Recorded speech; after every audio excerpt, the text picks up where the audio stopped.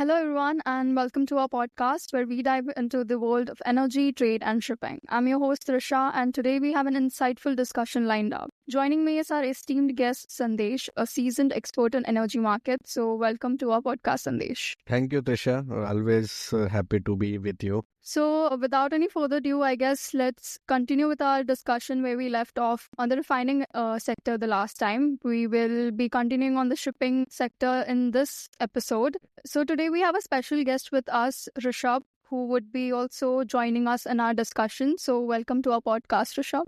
Thank you, Trisha, for having me on this discussion. I'm really grateful to be a part of this insightful podcast, and I would share my honest thoughts on the discussions. All right, Rishabh. Now let's move on to the shipping sector. Now, with all the changes in the refining sector that we had discussed in our part one, how do you think are these shifts really affecting the tanker market?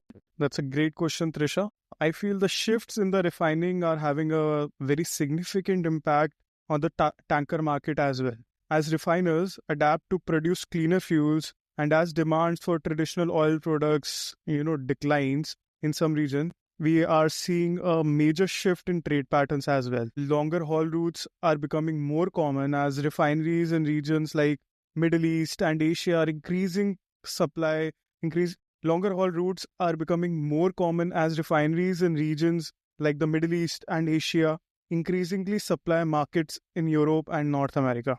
This is driving the demand for larger tankers, particularly VLCCs and Suezmax, which are better suited to handle these longer distances and higher volumes. Additionally, I think with the rise of new trade flows, such as increased exports from the US and the growing importance of the emerging markets, tankers are being deployed on routes that were not as prominent before. This change is also influenced by the need to transport biofuels, LNG, and other alternative fuels, which require, very specialized vessels to transport them. These shifts in trade routes and cargo types are reshaping the tanker market, driving demand for more versatile and larger vessels. However, the changes also bring challenges, particularly in terms of port infrastructure and the need for tankers to meet stricter environmental regulations. As we all know, large vessels, for instance, require ports with deeper draft capabilities and more advanced facilities to handle these increased cargo volumes. As a result, we are also seeing some ports invest heavily in infrastructure upgrades to accommodate these growing demands for larger tankers. Thank you, Rishabh, for explaining that so well. Now, coming back to Sandesh, do you think are there any recent development in geopolitics that may affect the tanker sentiments in short term? Yeah, Trisha, geopolitics and shipping, they go hand in hand. We have a kind of a shipping and geopolitics, they are kind of interdependent. But one thing for sure, shipping, they are always try to find a way in terms of turbulence. Now, talking about recent geopolitical events, we have one of the important update recently on between the ceasefire between Israel and Hamas, and we have to see the larger picture about that and how this actually unfolds. So in that particular event, we don't see any movement disruptions with respect to oil because Israel doesn't produce oil and even Palestine is not associated with the oil market. But at the same time, we have kind of a similar attacks on the vessels. Those are driving through the Red Sea, and until that stops, they might be coming back in online because then the shippers will, or the ship owners, they might want to reroute again from Cape of Good Hope to Red Sea. Other than that, we are seeing ceremonial of Trump and his swearing ceremony and how the things unfolds after that, because Trump's kind of a seen as a hardliner with respect to domestic growth, and in the past he has also said that lot of things will be getting changed. So we may see some of the tanker market shift in the short term, but on the larger perspective, I don't think there will be much more development. We have to analyze and see how this will fundamentally impact the oil market. As far as Russia-Ukraine war is concerned, it may unfold a lot for oil market because Russia 181 ships that has been sanctioned and around 157 of them are tankers, 75 of them Aframax. So we have to see how these fundamentals will be going to impact in the market. We say oil market to remain bullish in the short term. Great insight, Sandesh. Now, you talked about shadow fleet earlier. So, could you explain its role in today's shipping landscape? So we have talked about shadow fleet and what is the shadow fleet in our previous podcast. So these shadow fleets, they are kind of older vessels. Those are not registered with major shipping registries and making it harder to authorities to track them. So they play a significant role in today's shipping landscape, and in the light of geopolitical tensions and sanctions, it has some of the key effect on the tanker market. So I have already mentioned about the 181 ships that has been sanctioned. Just try to explain the same in terms of kind of different aspect. So last kind of a 5-10 days, there has been three different important events take place. One of them was the Costco Center ship that was kind of a blacklisted, and at the same time, the second thing is that then one of the major port in China, it has stopped tankers from getting into unloading for crude oil from the vessels. So third one was this 181 ships that those has been sanctioned. So these three things or these three development has played a very key role in the market. We have seen an immediate shift in the oil prices where crude oil price jumped by $2.3, and we may see that this impact is definitely be coming from shipping. But as far as the Costco's blacklisting is concerned, it will not have a significant impact on the market because that particular nature is not kind of a sanction, because this particular fleet, it kind of a move from different parts of the world to different parts of the world, and they mainly trade kind of a Chinese business. And at the same time, this blacklisting will force American companies to not to engage or not to, or kind of a restricted business with this Costco fleet. That was that. And regarding your question about the shadow fleet, the shadow fleet, they kind of particularly important in maintaining trade routes that are otherwise restricted. So, for example, if I have to give the case of Russian oil export, so many of these vessels they that are used to transport crude oil to markets in Asia, they bypass some of the sanction and they avoid scrutiny. So that allows countries to continue receiving shipments of oil even when they are technically prohibited from the trading with certain countries or entities. So, having said that, when we are talking about sanctions, we have to also talk about the Iran. So, Iran is kind of seeing a situation where the buyers, they are not able to comply with the sanctions. So, problem with Iran is that anyone can buy Iranian oil. The problem is with in a free world or in a global world, you cannot have a direct transaction with the Iranian entity, and then you have to bypass those particular entities. So that's why Iranian oil is not getting featured into market, and at this time we have seen only Chinese teapot refineries, they are able to get most of the Iranian oil from the market, and they have kind of developed a way where they kind of bypass this particular sanctions and try to avoid getting into the big picture of act. So having said that, this shadow fleet, they kind of influence freight rates also, because we have seen some of the tonnage kind of a switching into dark trade and then kind of again switching back into the traditional trade. So when that particular event is happen, we will have a excess trade and excess tonnage in the market, and then it will pressurize freight rates downwards, and even the vice versa. It was witnessed when we have seen Putin, he has stop the Russian diesel coming into international market, and at that time some of the vessel owners, they shifted this particular trade. So this is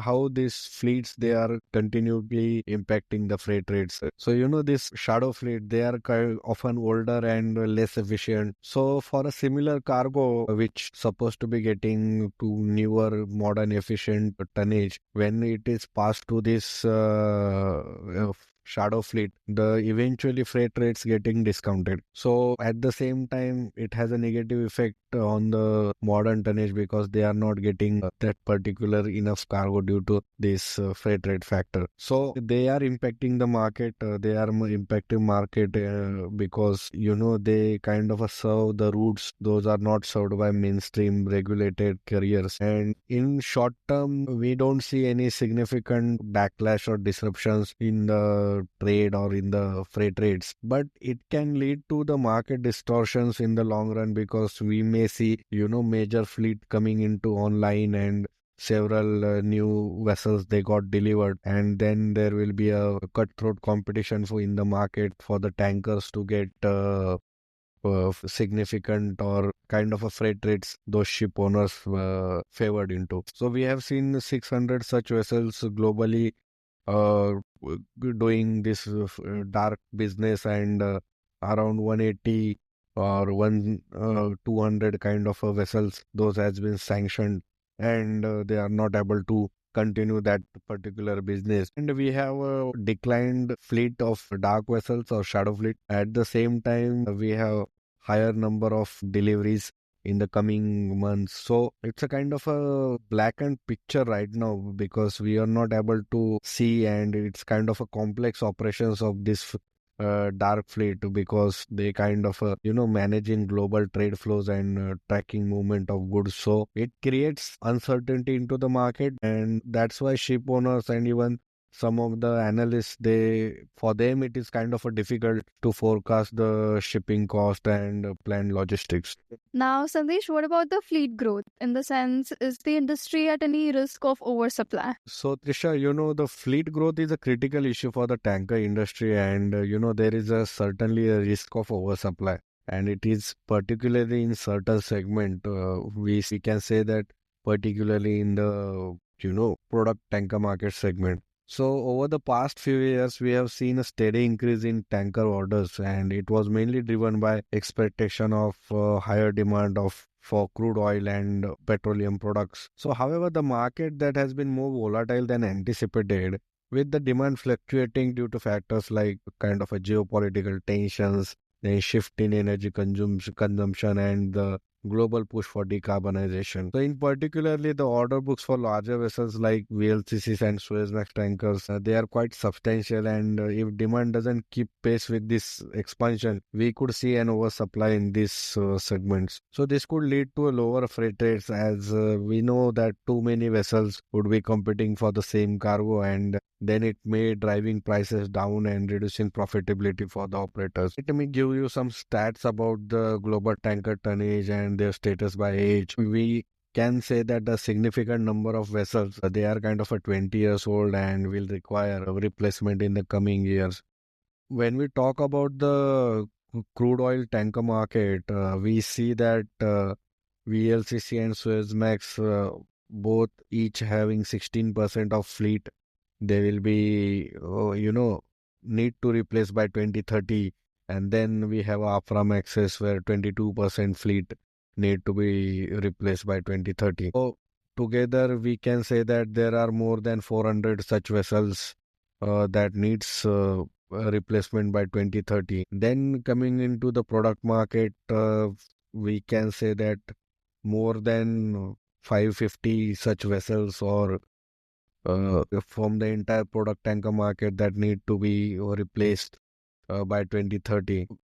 LR2s, they are kind of a very new fleet, and 8% at the same time LR1 they are stands around 14% and MR stands around 18%. Together this particular fleet will need to replace by 2030. So talking about chemical, we have seen around 318 vessels currently are more than 20 years old, and they need to be completely replaced by 2030. VLGC kind of played similar picture around 14%, and MGC also around 15%.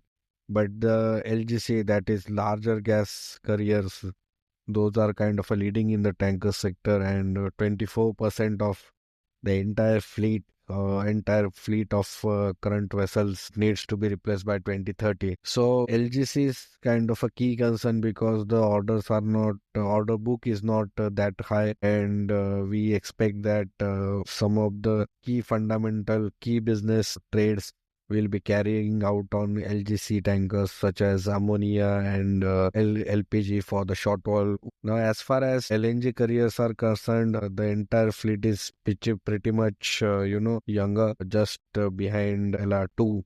And in that particular segment, also around 13% or 88 tankers need to be replaced by 2030. So, having said that, we can say that fleet modernization, it is evident with the significant growth in gas carriers. But at the same time, we need to have a higher scrapping, and higher vessel needs to be demolished by 2030. So together we can say that around 1458 tankers need to be replaced across all the segment, and that number is huge. We can also say that the contracting is also not that much giving a good picture in terms of ordering of tankers. So we have kind of a compare 2024, that is last year's contracting, with the last 10 years average run rate. So LPG is among the highest among them, currently represents 206% growth in contracting, and at the same time crude and product tankers also around 128% of growth in contracting of vessels. So others like LNG and chemicals, they are pretty slower than last 10-year average, but still kind of a good and survivable picture in the long term.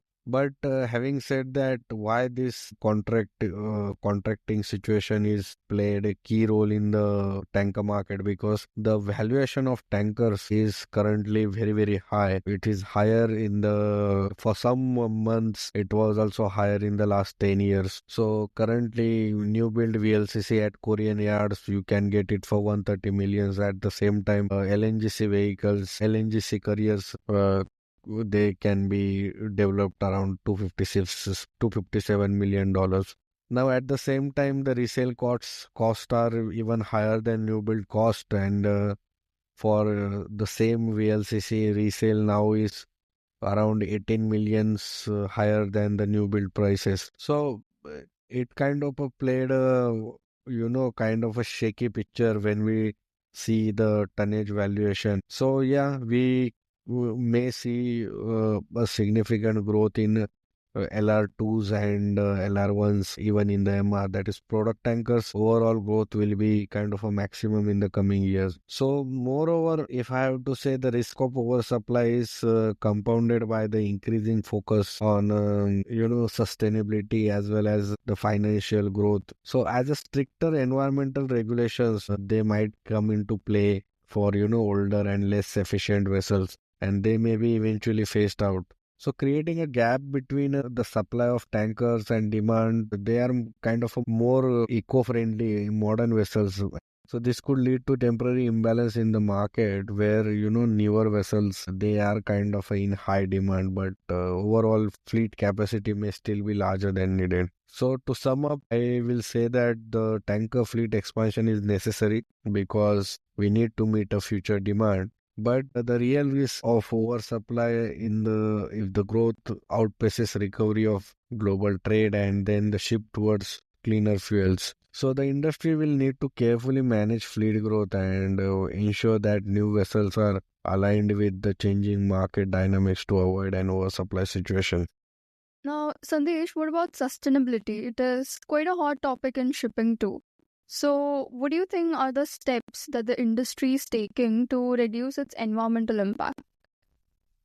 So, Trisha, one of the major focus in the shipping industry is indeed sustainability, and we have several key steps that has been taken by, the ship owners and the organizations like IMO to reduce its environmental impact. So, in my opinion, one of the most significant shift in transition to alternative fuels can be a possible step towards to achieve the sustainability in long run. And then we have a traditional marine fuels like heavy fuel oil. They are kind of a high in carbon emissions. So the industry is looking to cleaner alternatives such as LNG, ammonia, and then the hydrogen is kind of a hot prospect right now. But many of these alternative solutions are now available, but their commerciality is kind of a question for the industry or for the ship owners, because the relative infrastructure is still in inception stage, and that's why it is kind not impacting that much. But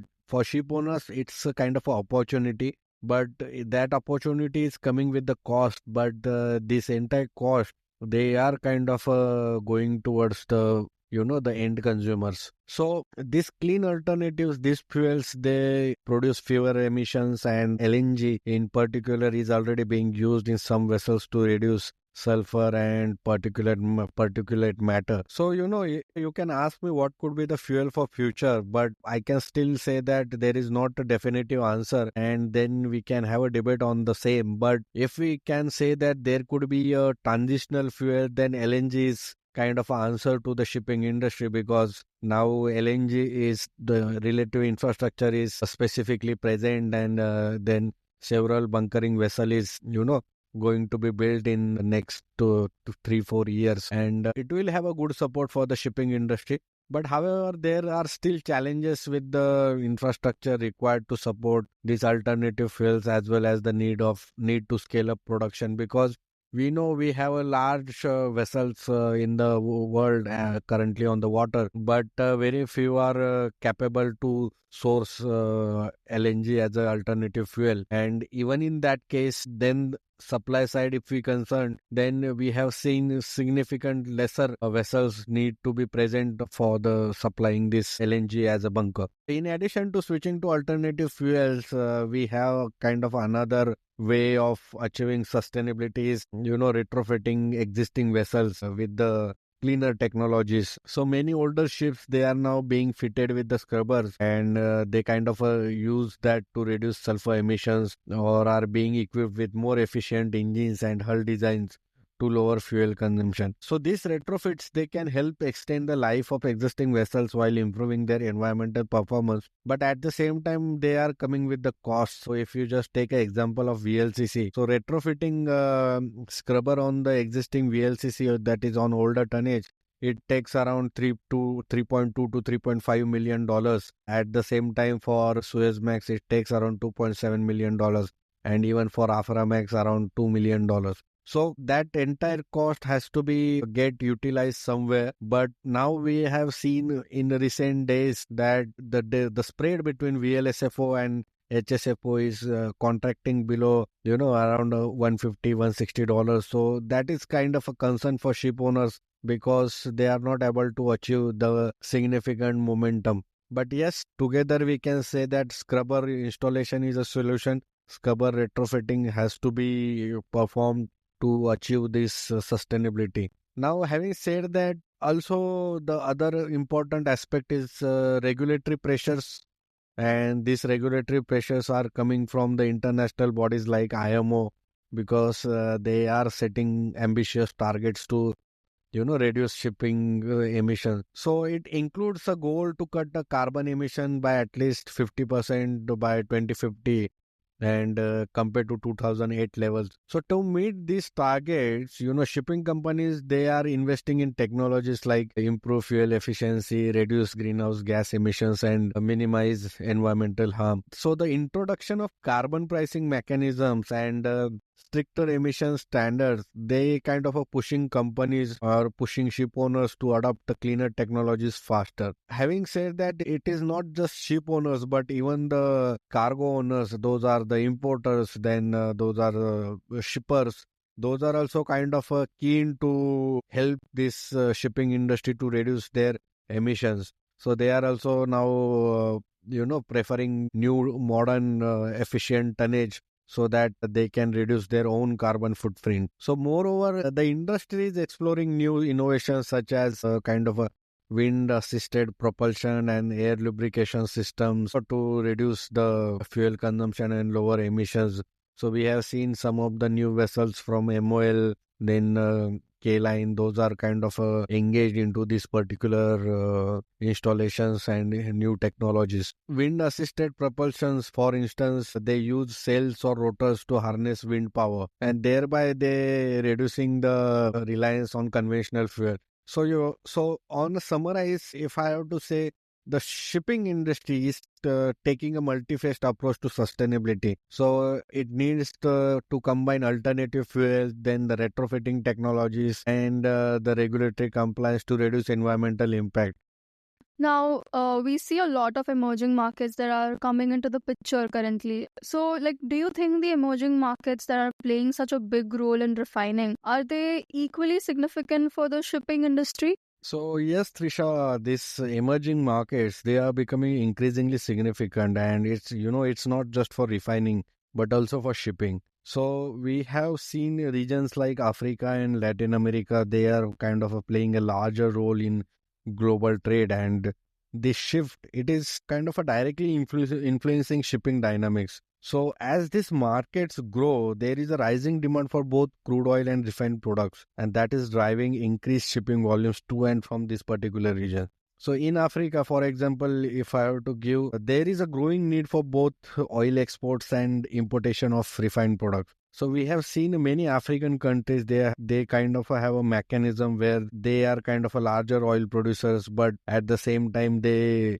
kind of import products to meet their local demand, specifically for refined fuels, and they kind of leading to increase imports from other regions. So this particular situation is in countries specifically in West Africa, where apart from Nigeria, we have countries like Angola, Equatorial Guinea, then Gabon, where these countries produce a huge amount of crude oil, but they are not having any refinery inside their geographical area. So that's why they have to import a significant amount of refined products. So overall, this creates a robust demand for tankers, and particularly for smaller vessels, because despite these countries, they are having huge crude oil production, but since they have a kind of a smaller population and smaller industrial growth other than oil production, so they kind of having importation, or they kind of prefer importation through smaller tankers. But at the same time, they often have a underdeveloped port infrastructure and kind of a similar challenges where larger vessel is not compliable or not in competition for with respect to smaller vessel. So that was about Africa, but Latin America is also a kind of a similar prospect. But in Latin America, we have seen oil production and consumption both increasing, and that creating or boosting a demand for shipping services. So in Latin America, we can name some countries like Brazil, then Argentina. Those are kind of a hot prospects right now for supplying crude oil and importation of refined products. And in Caribbean, we are also seeing similar prospect. We see that Guyana, Suriname, they are increasing production or on the horizon of increasing production and be kind of a larger emerging economies to supply globally for global crude to kind of heavy consumers present in Asia, namely India and China. So overall, this creates a kind of opportunities, and they can establish new trade lanes for the shipping as well as for the specific vessels like crude oil vessels, Suezmax, and at the same time, we can also see that commissioning of new infrastructure, it can also lead to boost in the employment of tankers. So we have seen one such example last year when TMX pipeline, it was fully commissioned, and with that we can say that the growth in the Aframax tankers, those are coming from a vacuum area and going all the way to the China. So there is a kind of a growth in terms of new and emerging in the economies, but this emerging economies, specifically in the Africa and Latin America, they kind of are facing some of the infrastructure challenges, and it is a kind of a significant challenge. So ports in many parts of Africa and Latin America, they are underdeveloped, and they kind of lack the capacity to handle larger vessels, or they kind of have a more complex logistics, because if we see that these larger vessels like VLCC, they need high tankages, or the more number of tankages, and onshore pipelines needed to be present from this particular tank farms to refineries or the to the terminals. So that kind of infrastructure is kind of absent right now. But when we say emerging economies, that means they are going, or they have planned to grow in that particular direction too. And what that means for shipping. So this means that shipping companies, they may need to invest in smaller, or kind of a more versatile vessels to serve these markets effectively. So additionally, there are often bottlenecks in terms of storage and then handling and distribution, and it can affect the efficiency of shipping operations. So having said that, another key issue I want to highlight is that the lack of modern refineries in some of these regions, which means that shipping plays an even more crucial role in transporting refined products. So this increases the reliance on international shipping routes and tankers, specifically for countries that are still developing their refining capacity. So now, looking ahead, if we were to talk about the future outlook, what do you think are the biggest risks, or let's say opportunities for the shipping industry, and like if you were to take for the next 5 to 10 years to come? So looking ahead, the shipping industry, it faces both significant risk, but at the same time, it is also having exciting opportunities. Why? Because, the global trade is kind of a rapidly changing in a global landscape. So over the next 5 to 10 years, we can say that there are several key trends, and they will shape the future of the industry. So let me start with risk, and one of the biggest risks is the ongoing pressure to decarbonization. And for the ship owners, and not just ship owners, but even the cargo owners, it's a kind of a priority sector to decarbonize. So the shipping sector is a major emitter of greenhouse gas, and with the stricter environment regulations on the horizon, there will be a substantial need for investment in cleaner technologies. So when I said that it's a major emitter of greenhouse gas, some people might, will have a kind of a debate that it it is not a kind of a biggest emitter. Your oil industry will have is a kind of a biggest emitter of greenhouse gas. Yes, shipping sector is emitting around uh, 2% of global emissions coming from shipping, and if we calculate the overall emissions, 2% is still large, and that's why there is a kind of a global concern among ship owners to decarbonize and achieve their reduction of carbon footprint. So they are kind of going through transition, and the transition is towards alternate fuels like LNG, ammonia, and hydrogen that we have talked earlier. So I said in earlier also that this particular transition needs significant capital, and it needs companies that are slow to adopt these technologies, so they can face financial and regulatory penalties. But additionally, the shift towards decarbonization, it could lead to a kind of standard asset or risk for older, less efficient vessels, and that may struggle to comply with the new emission standards. So think from the layman perspective, you have older vessels which can, go for lower freight, and you have a modern vessel with a higher freight. So the countries who are kind of very cautious on the pricing or cautious on the freight rates, they kind of prefer this, older asset to transport. So at the same time, we have those are kind of belong to this particular older and less efficient vessels, and they are kind of doing well business among that particular segment. So having said that, the another challenge I feel is that it's a risk of oversupply in certain tanker segment. Not all, but specifically in product tankers. Because if fleet growth continues unchecked, it may have a significant impact on existing vessels those are on currently running. And as we have seen in recent years, the tanker market is highly volatile, and oversupply of vessel, it could drive down freight rates and it can reduce profitability in longer run. So shipping companies, they should need or they should kindly carefully manage fleet renewal in order to avoid the imbalance between supply and demand. On the opportunity side, there is a significant potential in fleet renewal and modernization. So as older vessels, they are retired or retrofitted with the cleaner technologies. So there will be a growing demand for new, more fuel efficient ships. So, I am kind of contradicting myself, but we have seen in the global trade there are two types of people present. Some are preferring lower freight with older tonnage, and some of them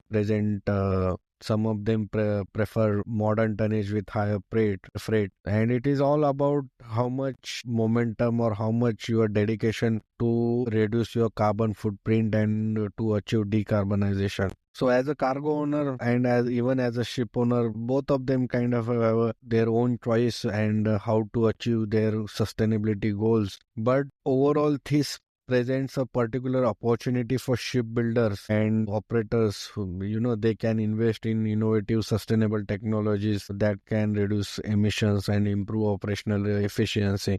So shifting trade flows, they kind of also present both risk and opportunities for the emerging markets, particularly in Africa. So Latin America and Asia, they are becoming increasingly important for global trade. As these regions grow, the demand for shipping services will rise, particularly for tankers. Those are transporting crude oil and refined products and biofuels. However, this will require investment in infrastructure, kind of including smaller, more versatile vessels that can navigate less developed ports and trade routes. So, opportunity and risk always come with the geopolitical risk. So, geopolitical risk is there in the global market and it may remain, let's say, for 1 or 2 years. We don't have to be very sure about that because this kind of global tensions, they are not waning overnight and the long term impact will be still there in with respect to them. So this geopolitical risk in specifically in the Middle East, in even in the South China Sea and even the Eastern Europe, it will continue to influence shipping routes and freight rates. So companies that can navigate this risk by adjusting their routes and operations, so they kind of gain their competitive advantage. But those that fail to adapt, they could face a higher cost and disruption. So finally, I have to say that digitalization and automation, they will present opportunities to improve the efficiency and reduce the cost. So the use of advanced technologies like AI, then the blockchain and big data, then we can have a very high level of analysis. So this can help shipping companies to optimize their operations and improve their fleet management and reduce the fuel consumption. Great insight, Sandesh. Now, let's talk about earnings. The tanker rates, they have been quite volatile lately. So, could you share your thoughts on what's actually driving this and how are the companies managing this volatility? Focusing specifically on product tankers. So rates, they have also been highly volatile with several factors those driving this fluctuation. So product tankers, they are used to transport refined products like gasoline, diesel, and then jet fuel. And their rates are influenced by seasonal demand and, changes in global refining activity. So for example, if I have to say in 2023, the spot rates for MR product tankers, which typically transport refined products like gasoline and jet fuel, it ranged from 15,000 to $30,000 per day, depending on the region and market conditions. So during the peak demand periods, such as summer driving season in the US or the winter heating season in Europe, these rates they can surge. So while during off-peak periods, they can drop significantly. So that was a kind of a market structure. So we have a seasonal demand, then we have off-peak period. So during seasonal demand, this freight rate is supposed to increase, and then the off-peak period demands, off-peak periods, they can drop significantly. But having said that, in last 2-3 years, the market dynamics kind of very different from the traditional one. and the geopolitical factors, they play a key role in product tanker volatility. So for instance, let me give some stats here. In 2022, after the sanctions on Iranian oil, there was a sharp increase in demand for product tankers to transport, Russian refined products to market in Asia, because Europe has suddenly stopped taking Russian product, and they have to, kind of a switch away from their traditional European market to alternative markets like Asia. So they find big players in the Asian market. Those are kind of a seeking cheaper Russian products. And those countries, those are there in Southeast Asia, specifically in Singapore, as well as China and even India also. So this lead to, kind of a temporary spike in freight rates, and the market, this increase in freight rates, that momentum was there for the short term, 1 or 2 months. But for some routes, such as those from the Mediterranean to Asia, they saw the rates increase of up to 40% due to rerouting of shipments and the use of non-Western tankers to circumvent sanctions. So, Red Sea was a hot topic even before the Israel conflict, because we have, Russia-Ukraine war is going on, and that's why this product and crude oil shipments, they have to move away from the Europe, and the respective market they can get is only in the other parts of world. And then we have seen a significant increase in the Russian products going to, Tunisia, then some of the Russian products going to Latin America, even some of them went to Singapore and Southeast Asia, even some of them went to China. So most of the products, or most of the Russian product tankers, or the tankers they carry Russian products, they went to the Red Sea. So you have seen momentum where your crude oil vessel is going to Red Sea, then you have product tankers going in through the Red Sea, and that volume is increased. So, and not just your petroleum tankers are going, but also the LNG, LPG, then you have a dry vessels, then you have a containers, because, you have a coal, you have a different types of commodities, you have a special minerals, then you have a special infrastructure, you have a solar panels, those are going to Europe from China.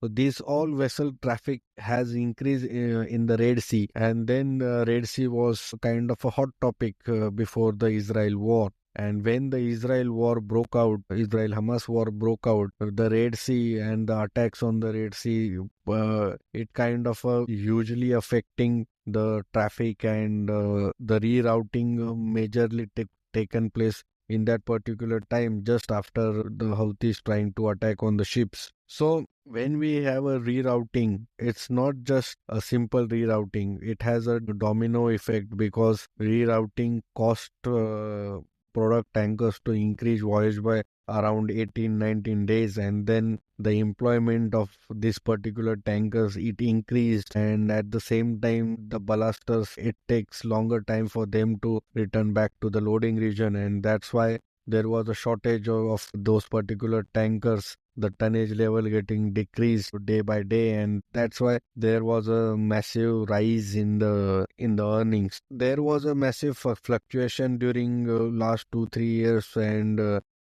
but that having said that, the supply demand balance in the product tanker market, it was also kind of a major driver for rate fluctuation. So if there is an oversupply of vessels, the rates, they can fall as more ships compete for the same cargo. So for example, in 2020, during the pandemic induced slowdown in global demand, the rates for MR tankers, they plummeted to as low as $5,000 per day. As the lockdowns and the reduced economic activity, it led to a fewer shipments of refined products. So to manage this fluctuation, the companies in the product tanker market, they often secure long-term contracts or time charters. So for instance, in 2023, some operators were able to lock in rates, at the $20,000 to $25,000 per day for time charters. So that provided a more stable earnings despite volatility in the spot market.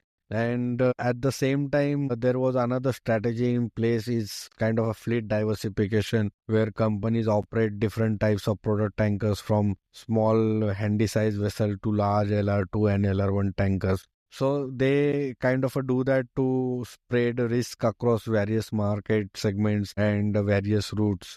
So in addition, companies are also investing in more fuel efficient and environmentally friendly vessels, to reduce the operating cost and eventually improve profitability. So even during periods of kind of a lower rate scenarios, ship owners still able to sustain the market, and this particular shift towards cleaner fuels and compliance with the stricter emission regulations, it also impacting operating cost, and those who invest in the modern eco-friendly vessels, they may have a competitive edge in terms of both cost and regulatory compliance. Thank you for that explanation. Now, as we wrap up, I'd like to ask this one last question to you. How do you see the refining and the shipping industries evolving together, let's say in the context of the global energy transition? So, as we wrap up, the refining and shipping industries, they are evolving in tandem, particularly in response to the global energy transition. So, sustainability, we have talked a lot about it earlier. So, it is increasingly shaping the future of both sectors. And, with the refiners, they are working to meet stricter emission targets and kind of producing cleaner fuels, while shipping companies, they focus on reducing their own carbon footprint. So this particular transition is influencing the demand for different types of fuels and shipping logistics. So for product tankers, the rise of alternative fuels such as biofuels, green hydrogen and ammonia is set to reshape the market. So in 2023, the global biofuels market, they saw an annual growth rate of over 5%, and as refiners ramp up production, the need for specialized tankers to transport these fuels, they will also increase, and this presents a significant opportunity for the product tanker sector to diversify its fleet and cater to new types of cargo. Overall, the what I think is that the shipping industry is also responding to decarbonization pressures, because they are kind of investing into cleaner technology. So just to give you some data points here, as of 2024, more than 300 vessels in the global fleet have been, kind of retrofitted with energy efficient technologies in order to help to lower emission and to reduce fuel consumption. Furthermore, we have a product tanker owners, they are kind of increasingly turning to alternative fuels. So, for instance, in 2023, we have about 15% of new building product tankers. They are kind of a order with, LNG ready engines, and this reflects the growing shift towards the cleaner energy source in shipping. Having said that, the geopolitical shifts and the change in dynamics, they continue to play their own role in the shipping, both the industries. So, for example, demand for diesel and jet, they have fluctuated significantly in recent years.